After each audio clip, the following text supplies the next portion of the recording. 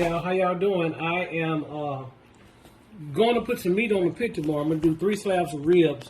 They are thawed out, of course. What you have not saw or did not see is I peel back the membrane. I like to take the membrane off both sides, and the extra skirt that's on the rib this way, I cut it off. I don't like all that extra access. I got it over there on the side. My nephew wanted because we seasoned it up, and he eat that as just a little, a little snack.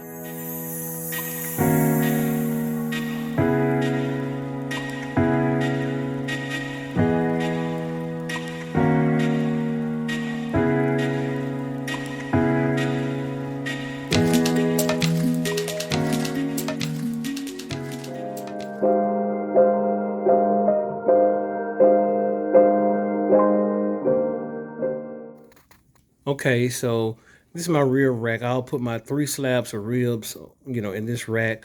And what I do, after I season it, I told you guys I marinate it overnight. I put it just in grocery bags like this, and I tie it down tight. We have loosened it, and we're gonna get ready to put them inside the racks.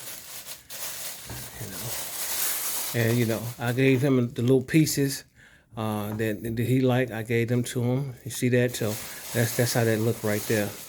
Looks great. The seasoning, the set in, and everything looks great. So we're gonna do one more.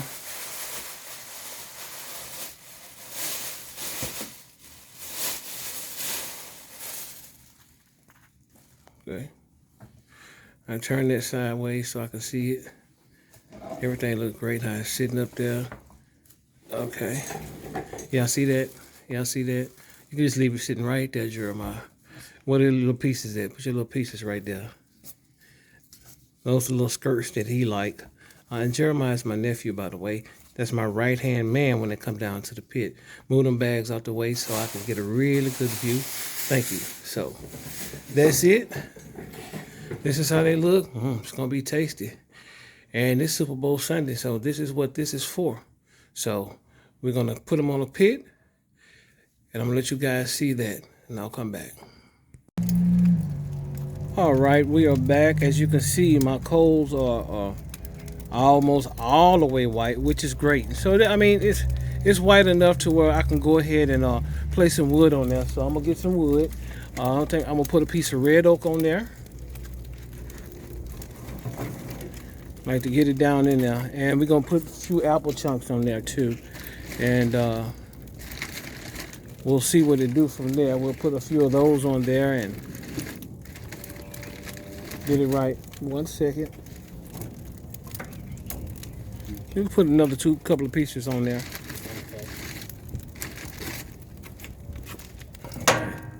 Okay. So let's go ahead and get that packed down in there like it's supposed to. Is it low enough? We can put the rack on there. No, sir. Yes. Be careful, that's hot. Yes, sir. It's good. Okay, now we put this the grate on there. Go right over it like that. And what I like to do is close it down. And once I close it down for a few minutes, I'll come back to you so you can see what we do next. All right, here we go. As you can see, it's smoking already. So what I like to do at this point is I like to raise the pit up, and we take the brush, the pit brush, and we clean it real good to get any excess meat that was on the grill or whatever. It's hot. We get that ready, and we do that like that. And we get it all cleaned up. We put it back down. And now, let's see. The temperature is raising, but it's, I don't know if you could tell, but it's right at about, I like to cook at about 250. So that's what we're going to do. It's right for right now. So what we're going to do is we're going to put the meat on there, and I'll let you guys see. Okay, here we go. We have the ribs, and now we're placing the ribs in a spot away from it indirectly. We're going to place it away from the fire, okay? So that's what we're going to do. We're going to get it in a good spot that we like. Okay, and what we usually do after 30 minutes or so, we will rotate that, because if you just leave it like that, one side of the ribs won't get smoked well. So you got to rotate it, keep rotating it so the ribs can get done like they're supposed to get done. Now this process is about a 6-hour process. So we're just getting started. So it's time to smoke it up. We're going to let it smoke. Okay, now that's the little skirts my nephew Jeremiah like. He's gonna put them on there. Just found a spot to put them on there. They don't cook too long. About an hour or so, they'll probably be ready. You know, because if you leave them on there, they're gonna get tough and dry. So we just gonna put them on there and let them just barbecue. That's just barbecuing, no technique to it. We just barbecuing that. So everything is off and running. So we're gonna let it go. As we close that pit down, that fire should die down, and we're gonna constantly keep this temperature. You can't tell it's not on 250 yet.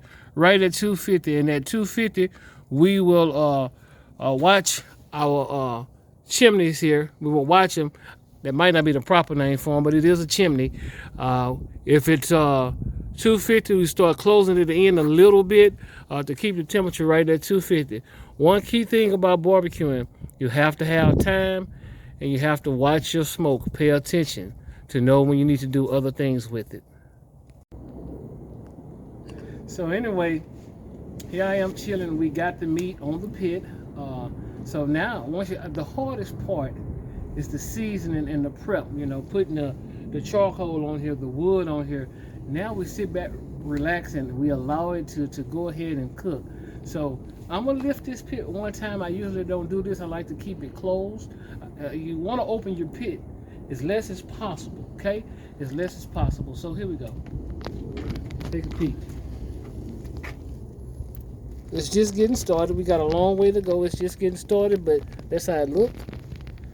And you know, I'm gonna sit out here, chill out. May have me something cold to drink in a little bit. It's kind of early, and I'll get back with y'all. Okay, I don't know if you guys can see that. I'm gonna try to zoom in. That's why I wanted to sit at. Because you want to cook it low and slow. You don't want to cook it at 300, 350, 400. It's going to cook too fast. You want that flavor, smoke flavor to get in your meat. And so if we smoke it right there for about 5 to 6 hours, it's going to be ready. So that's the temperature that is at right now. And we'll go from there. So it's about an hour in. The ribs are still smoking. We like to put basting sauce on it, which is called pig sand. Let me see that. Pig sand, that's the name of it. And we use that. And what we do is we take these ribs and we rotate them, like I told you earlier. So we're gonna rotate them. We'll let you see that in a second. Just like that, we rotate them. And once we get them rotated, we put the pit back down.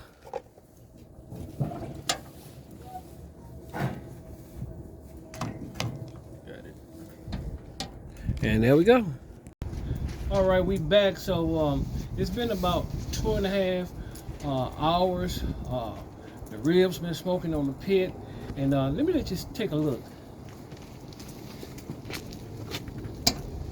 So here we go right here. You can see them right there. They're looking good. It's getting right. So we're going to continue to let them smoke and get all the way right. Both sides are smoking evenly. We have rotated them. We got them right. And over here I got another pit started. I'm going to put some chicken and some sausage on this pit over here. Get it all done. So I want to have it done in time enough for the Super Bowl tonight. All right, I'll be back. All right, folks, I'm gonna open this up. Look at the ribs. This is right at close to 4 hours in. We're gonna check the temperature gauge and see what it say.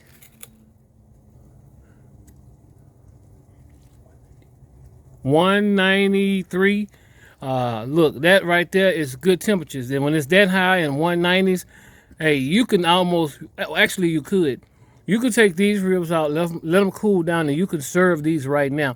But what I usually like to do is I usually like to wrap them to get them more tender for about an hour and 15 minutes, and I'll be done with them.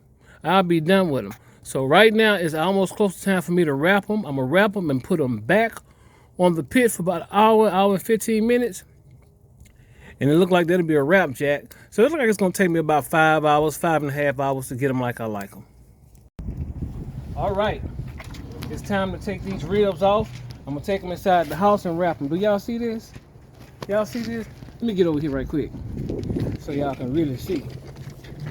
put these bad boys in here. Step back and get a view of me too. Make this my thumbnail. All right. Okay, so after I took the ribs off the pit, I took them inside and wrapped them up in foil, and this is it. Our ribs are ready, baby. Now it's time for me to let them sit and rest for a moment, then take the foil off, let them rest a little bit more. Can't rush it. You know, want it to cool off enough so you can cut it and have. I have a big thing about having good sliced ribs. You know, I could have left them on longer to make them fall off the bone, but I don't like to eat them falling off the bone. I want to have a little texture to them. Well, folks, I want you guys to take a look at these ribs. Look at them. You see that? You see that bone sticking out? That's tender. We're going to cut them up in a few seconds. And as I cut them up, I'll let you guys check it out. So I just wanted to show you guys a slab cut up. Look at that. Look at that. Tender and juicy. St. Louis style ribs. Looking good. And I can't wait to dig in. We're going to have a point over here. Don't that look right? Don't that look right? Ooh-wee.